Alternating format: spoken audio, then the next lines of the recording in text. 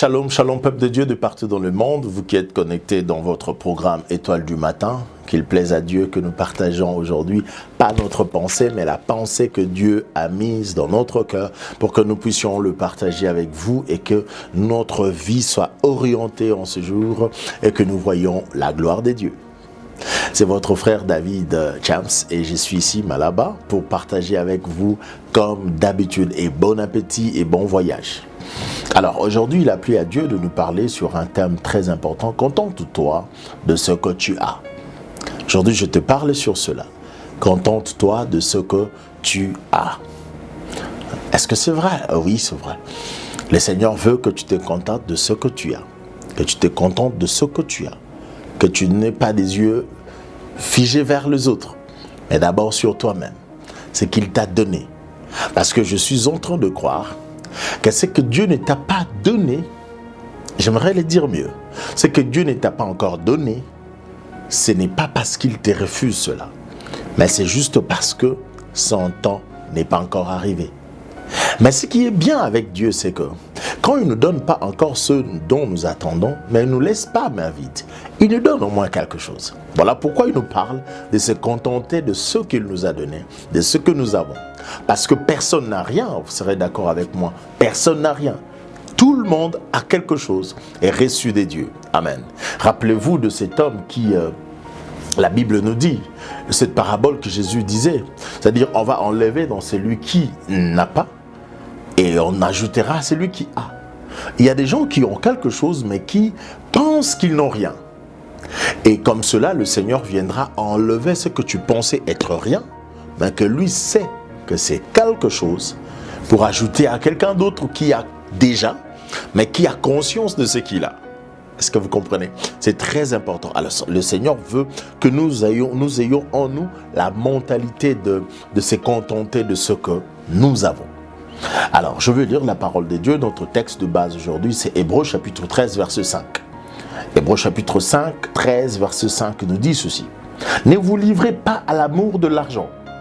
Contentez-vous de ce que vous avez, car Dieu lui-même a dit « Je ne t'abandonnerai pas, je ne te délaisserai point et je ne t'abandonnerai point. » J'aime ces passages, je vais relire encore pour toi. Je veux que tu écoutes ça autrement maintenant.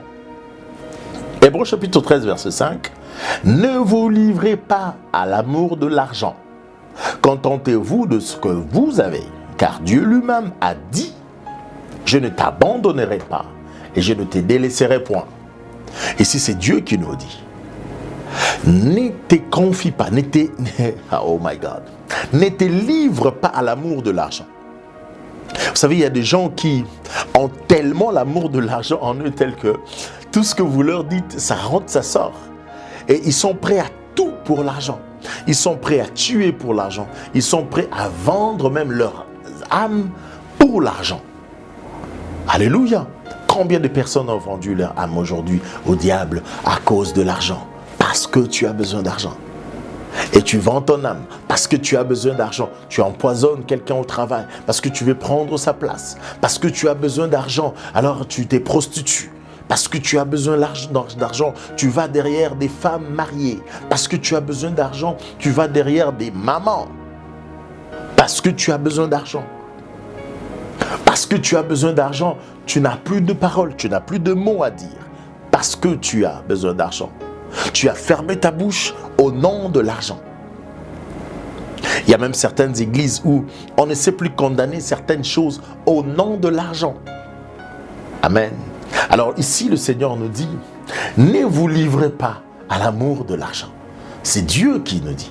C'est ton Créateur, c'est mon Créateur qui nous dit. Ne nous livrons pas à l'amour de l'argent. Parce que Dieu lui-même a dit qu'il ne nous délaissera point et qu'il nous abandonnera point. Alléluia. J'aimerais dire à quelqu'un, Dieu ne t'abandonnera point. Il ne te délaissera pas. Il sera toujours avec toi quand tu auras besoin de lui. Même lorsque tu penses que tu n'as pas besoin de lui, mais il sera toujours là. Voilà pourquoi il te dit, ne te livre pas à l'amour de l'argent. Ne sois pas prêt à tout pour l'argent. Ne sois pas prêt à tout pour l'argent. Amen. Faisons la promesse à Dieu. Ça, c'est très important. Et le premier point, je voudrais parler, c'est la satisfaction, une force intérieure. Vous savez, lorsqu'on est satisfait, c'est en fait, c'est comme une énergie en fait. C'est une force que nous hébergeons en nous, le fait d'être satisfait. Il y a des personnes qui sont insatisfaites à vie. Même si vous leur donnez de l'argent, ils ne seront jamais satisfaits. Il y a même des personnes qui se marient, il était célibataire. Il pensait qu'après avoir se marié, quand il se marie, il n'est pas toujours satisfait. Tout ce que vous lui donnez, il n'est jamais un éternel insatisfait. Alors ça devient compliqué. Il y a des gens comme ça qui ne connaissent pas ces sentiments de satisfaction. Dans tout ce que vous leur donnez, c'est toujours petit. Il y a des gens, même quand tu viens, admettons que quelqu'un rentrait ici, ou là où vous êtes, et vous donnez de l'argent. Il y aura toujours ceux qui vont dire, mais pourquoi il te donne de l'argent? Il se prend pour qui? Oui, donc il y a des personnes comme ça, qui ne seront jamais satisfaites de toute leur vie. Alors c'est important de savoir que ces sentiments-là, être satisfait, la satisfaction est une force intérieure. Se contenter de ce qu'on a, ce n'est pas refuser de progresser. Parce qu'il y a beaucoup de personnes qui pensent que se contenter de ce que nous avons, c'est comme si tu as rejeté la réussite, le progrès. Tu ne veux plus. Non, ce n'est pas un refus au progrès. La satisfaction n'est pas un refus au progrès. Non. Se contenter de ce qu'on a, ce n'est pas qu'on a refusé de progresser. Non, ce n'est pas cela. C'est pas ce que j'essaie de dire. Mais se connecter, j'aimerais le dire, se contenter de ce qu'on a, ce n'est pas refuser de progresser, mais c'est vivre dans la gratitude et la paix. Vous comprenez? Donc quelqu'un qui se contente de ce qu'il a, c'est juste quelqu'un qui a fait le choix, c'est cette personne qui a fait le choix de vivre dans la gratitude et la paix. C'est-à-dire, il sait que même le peu qu'il a, ça vient de quelque part. Alors il n'est pas ingrat en fait. Il est reconnaissant à un Dieu qui lui a donné ce qu'il a. Alors, parce qu'il croit en lui, que le Dieu qui ne lui a pas donné ce dont il a besoin, ce n'est pas parce que ce Dieu lui a refusé cela, mais c'est juste parce que c'est un Dieu de temps. Il sait à quel moment exactement lui donner cela. Alors il fait le choix, ou elle fait le choix, de vivre dans la tranquillité, dans la paix. Amen. Se contenter de ce qu'on a, ce n'est pas un refus du progrès, de progresser, mais c'est vivre dans la gratitude et la paix. C'est dire ceci. Se contenter de ce qu'on a, c'est dire ceci. Seigneur, ce que tu m'as donné aujourd'hui me suffit pour aujourd'hui. Vous savez, celui qui se contente de ce qu'il a, c'est cette personne qui a fait le choix de dire à Dieu, Seigneur, merci pour ce que tu m'as donné aujourd'hui. Et ce que tu m'as donné aujourd'hui suffit pour aujourd'hui. Alléluia. Ça suffit pour aujourd'hui. Je n'en veux pas beaucoup. Je suis reconnaissant de ce que tu m'as donné. Bien-aimé dans le Seigneur, il y a des gens qui ont plus que toi, mais qui ne savent même pas descendre de leur lit et aller utiliser tout ce qu'ils ont. Il y a des personnes qui ont au-delà de ce que tu as, mais qui ne peuvent rien faire. Il y a même certains qui, on peut vendre 2, 3 de leurs grandes maisons, grandes parcelles, mais ils ne savent pas qu'il en avait d'ailleurs. Ils s'étonnent. Ah, on a vendu, j'avais une parcelle là-bas, j'avais une maison là-bas. Donc il ne se rend même pas compte qu'il en avait. Il a déjà oublié parce qu'il en a beaucoup. Vous voyez? Donc ça veut dire, se contenter de ce qu'on a, c'est dire au Seigneur, Seigneur merci. Seigneur, ce que tu m'as donné aujourd'hui suffit pour aujourd'hui. Alors je te dis merci. Je fais le choix de vivre dans la gratitude et dans la paix. Le Seigneur te dit, contente-toi de ce que tu as. Vis dans la gratitude et dans la paix. Ce que tu as eu aujourd'hui, c'est ce que le Seigneur avait prévu pour toi. Alors prends-les avec joie. Ne dénigre pas ça. Parce que l'autre en a eu beaucoup. Et toi, tu penses que ce que tu as eu, tu ne méritais pas cela. Non, c'est le fruit de la grâce. Et aussi longtemps que tu es vivant, aussi longtemps que tu respires, crois-moi, Dieu n'a pas encore fini avec toi. Il y a beaucoup de choses qu'il fera avec toi. Mais c'est contenter de ce qu'on a. C'est dire simplement au Seigneur, merci pour ce dont tu m'as donné aujourd'hui. Et ce que tu m'as donné aujourd'hui me suffit. Alléluia. Et ça, c'est très important. Il y a des personnes, quand vous leur donnez l'argent, ils veulent savoir, est-ce qu'il m'a donné pareil avec l'autre? Est-ce qu'il m'a donné assez? Est-ce qu'il m'a donné peu? Non, vis avec un sentiment de satisfaction. Et ça, c'est très important. Et deuxièmement, ce dont je veux te parler, c'est l'envie vole la joie. Vivre dans l'envie, ça te vole de la joie. Vous savez, il y a des personnes qui, tout ce qu'ils ont, c'est toujours mauvais. Et ce que les autres ont, c'est ce qui est toujours mieux. Alors vous voyez, ils vivent dans l'envie constante, c'est-à-dire ils envient constamment les autres. Alors ce que je viens te dire, envier, ça t'enlève la joie, ça te vole la joie. Et tu deviens quelqu'un qui n'a pas de joie, parce que tu penses que tout ce que tu as n'est pas satisfaisant. C'est ce que l'autre a qui est bien. Quand on regarde trop à ce que les autres ont, on devient frustré. Ça, c'est de 1.